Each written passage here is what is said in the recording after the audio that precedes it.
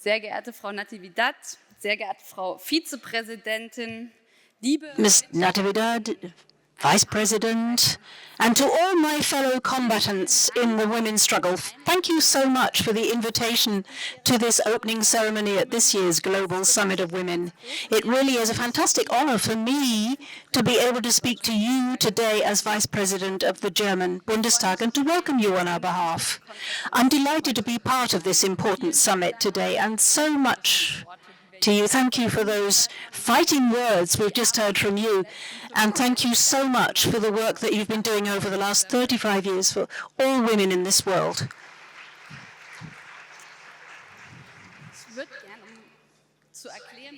I'd like to explain why I am so particularly pleased to be speaking to this purely women's conference. Let me say something personal about myself. In 2017, when I first joined the German parliament, politics became my profession. In a parliament that was dominated at the time and still is by men in dark suits. Young women as politicians, a lot of people felt that just wasn't right. And in the German Bundestag, at the door, they kept thinking that I was either a visitor or a member of staff. My male colleagues, even the ones my own age, would quite naturally push past me. Perhaps some of you are familiar with that from your job in Parliament. When in 2021 I became the mother of a small son who is running around here somewhere, there weren't that many mothers in Parliament with small babies. Now, to tell you what situation I experienced then, I wouldn't have the time. So why am I telling you this? I'm telling you because it shows that the time has come to shape the future in such a way that women are no longer a marginal phenomenon or an outsider, but an equal participant in political and economic processes, ladies and gentlemen. Their perspectives and their needs should not be excluded structurally, but need to be systematically included, because the challenges are huge, as we've heard. The impact of the climate crisis, the tension in trading relations, pandemics, wars, a lot of people who would rather move backward than forward, but also economic transformation, the advance of AI, huge shortage of skilled labor. All of this requires solutions, ladies and gentlemen. We women are part of those solutions. We account for more than 50% of the global potential. It makes political sense and it's economically essential not to ignore that fact. The challenges of our time will only be solved if we work as a community for full equality in business, in politics, in research, in society. And we've heard today already, these things we have achieved are now at risk, as we're seeing in the United States now.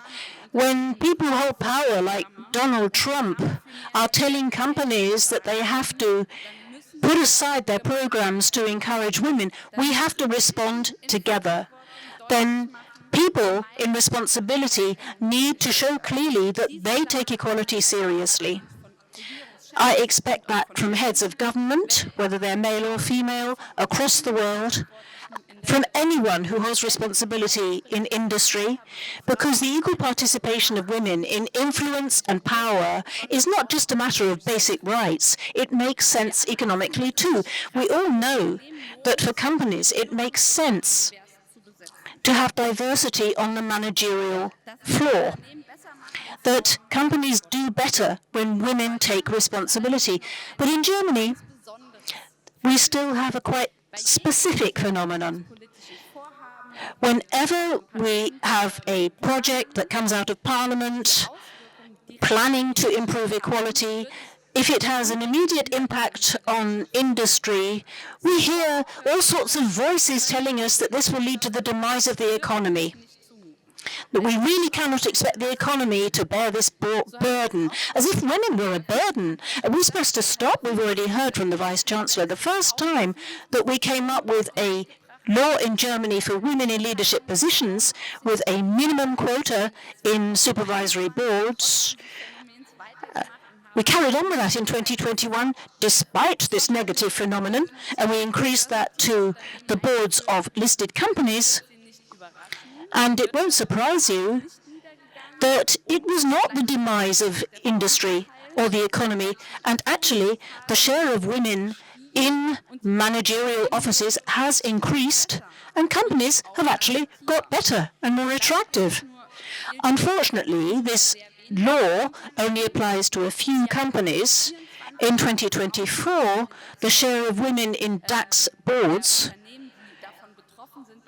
that is, the companies that were affected, was only 25.9%. That's not where we want to get to, but it is nevertheless better than in the past, and it shows which way we can go. But there's a lot more that we must do.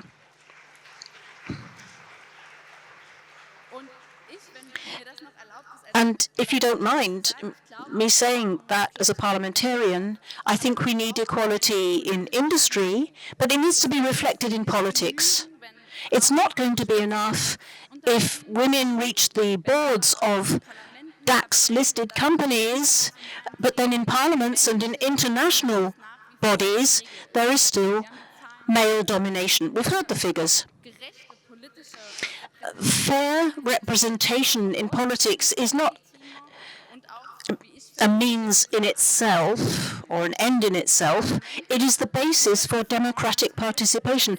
Parliaments with more women in them have other priorities in education, in health, in family work, climate policy and social policy. And those priorities are not female, they are decisive if you want society to function well.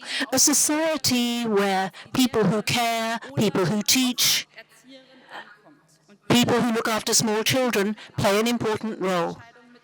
And that's why their perspectives need to be reflected in politics, and that only happens when there are women in political bodies. And you've heard the figures in Germany. The statistics are stagnating around 30%. With every election we see a little bit more, but sometimes things go backwards. It's a structural problem, and we need to come up with structural solutions for that. That's why in Germany I advocate an act demanding parity of the kind that we have in other countries, because where quotas are obligatory, more women join these bodies. So, ladies and also gentlemen, at the Global Summit of Women, we can learn from each other on such issues. Together, we can achieve this. We can make sure that our parliaments, our companies become more female, become more diverse. And the structures and the decisions that are taken have greater legitimacy. They will be more effective. They will be fairer. Together, we can make it clear that it's only with and through women that the big challenges of our time can be resolved. Thank you very much for listening, and I hope you have a fantastic conference. Thank you.